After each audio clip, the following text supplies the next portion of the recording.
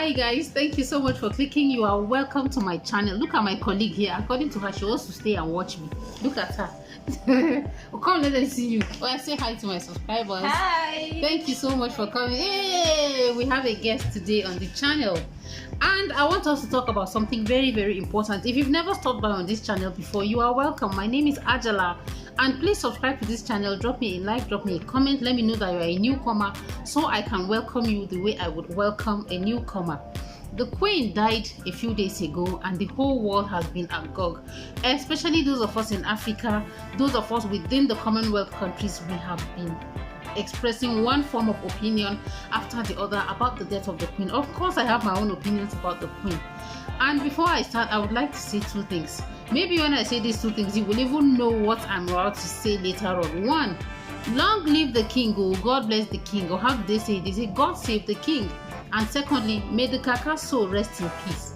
Because frankly speaking, guys, I don't think that the Queen deserves how we are dissipating her memory. She does not deserve it at all. I saw that tweet that was written by this American-based Nigerian professor, and I was like, it is just not fair at all. It is not just fair, because truth be told, yes, you could argue colonialism, you could argue slavery, you could argue that they pillaged the continent, they pillaged resources, and they are still pillaging our resources even up till now. But I don't think sitting around wait, how exactly does the death of the Queen stop that? Okay, like if it doesn't really, that woman grew old and died. It's not like she was sick or that it was an accident. She didn't die in the hand of an assassin or anything. No, it was old age that took her. She died an honorable death. Okay, that's the kind of death we all pray for. There's nothing karma about her death. It's just an old woman that died, and that is the way of all mortals. All of us, one way or the other, are going to go and meet our creators.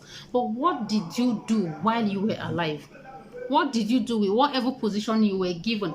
This woman she became a queen at the age of 25, so she was very young.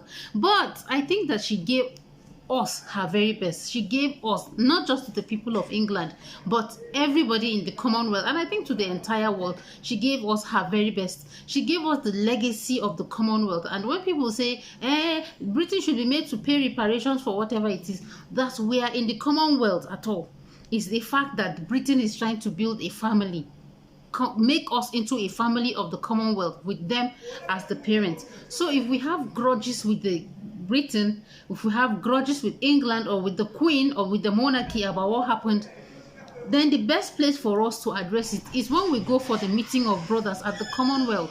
That's where we should discuss it. It's not for us to come to the internet and start rejoicing because an old woman died, because the Queen of England died. Honestly speaking, I think those tweets, those people who were rejoicing and dancing over the death of the Queen, no, we were not fair to her at all. We were not fair to the people of Britain. We didn't do right at all. Gaskia wallahi, what we did is not good. Immediately, remember that first of all, Nigeria, the British people came into England, into Nigeria, and imposed their laws on us on the 1st of January 1900. The amalgamation happened in 1914. On these two occasions, the Queen was not yet the Queen. We are talking about during the time of King George and whoever else were the other people. This woman became Queen 1960 something, right? She became Queen when she was 25 years old. And immediately she became Queen, one of the first things that she began to do was to grant all these countries their independence, because she understood. If you ask me, I would say it's because that is a woman who lived way above her time. She came before her time. She was so smart. I mean, she was a blessing to this generation, to like 3 or 4 generations of all the time that she gave herself. And she said it in a speech that she's going to dedicate her life in service to people. That was what she did. Immediately she became queen, one of the first things that she began to do was to decolonize all the other places that the other people were holding as territory. Nigeria gained independence 1960, Ghana gained a few years before us, and that was how one after the other. But she also understood what colonialism could do to us, and that was why she had the Commonwealth. I don't know who brought this idea of the Commonwealth, but she was the one who was the head of the Commonwealth. So yes, that would have been a very good place for us to air any grievances that we have. If we want maybe our artifacts that are there to collect it, fine and good. And when it comes to reparations, like saying, okay, we want repatriations for slave trade. What I would always say, for example, yes, the Brits made a lot of money from slave trade. As a matter of fact, the British Empire became rich largely because they were able to enslave people. But the thing is that nobody would treat you better than you treat yourself. When they came, it's not like the British people, the colonizers or the slave traders, they just came and saw people farming and then they began to enslave them. Africans were already enslaving each other long before the coming of the white man. Strong will always find a way to prey upon the weak. We were already doing that here. So we cannot sit down and say that the Queen herself or the British Empire or Queen Victoria or even Queen Elizabeth I, who are you going to blame for slavery? I think the reason why slavery thrived in Africa was because we had accomplices amongst ourselves.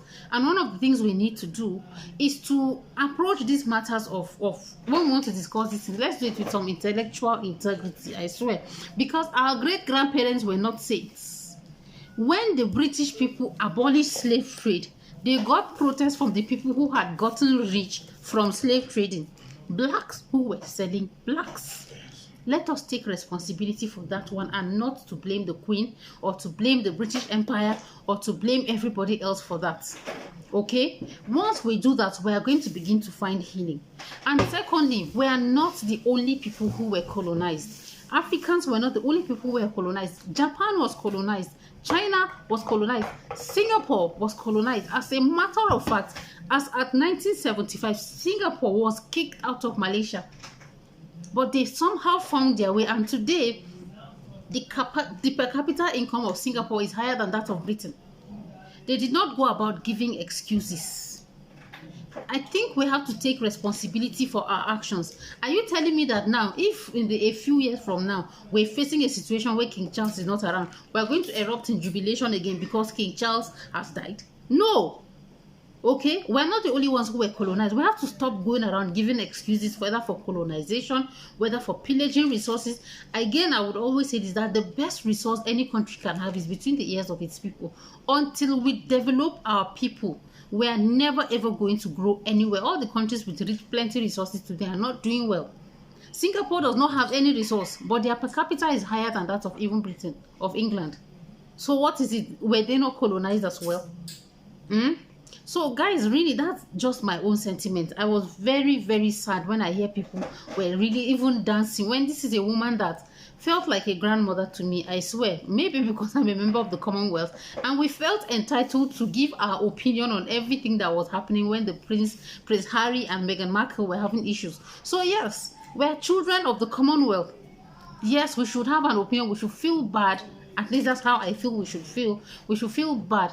And if you want to you want to leave the Commonwealth, fine and good. In fact, Nigeria became a republic in 1963. So the Queen has not had any time, has not had any say in how we run our government in Nigeria. From 1960 till today, we have had more than enough time. If you do not like the kind of system that the British gave you, you have had more than enough time to do your own system.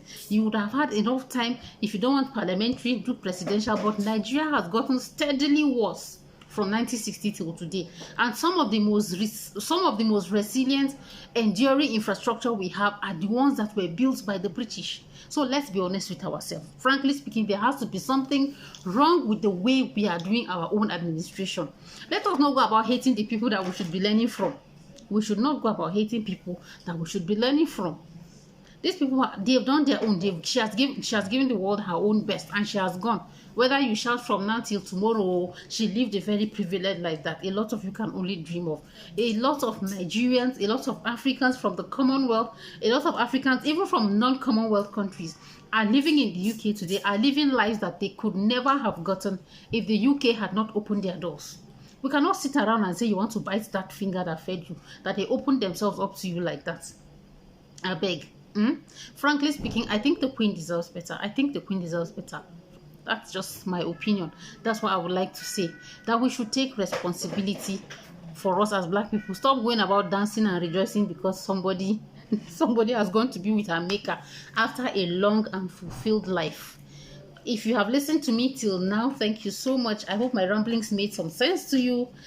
Please, if you do, just give me a comment. Let me know your opinion on this fiery topic. I'm going to be in the comment section listening to all of you. Tell me if this is your first time, and remember to subscribe, because that will help the channel to grow and it will make me happy too. So thank you very much for listening to me. I will see you all in my next video, and as my 2 last words that I am going to say: 1, may the queen's soul rest in perfect peace, and number 2, long live the king. God bless the king. Or how do they say it, ma?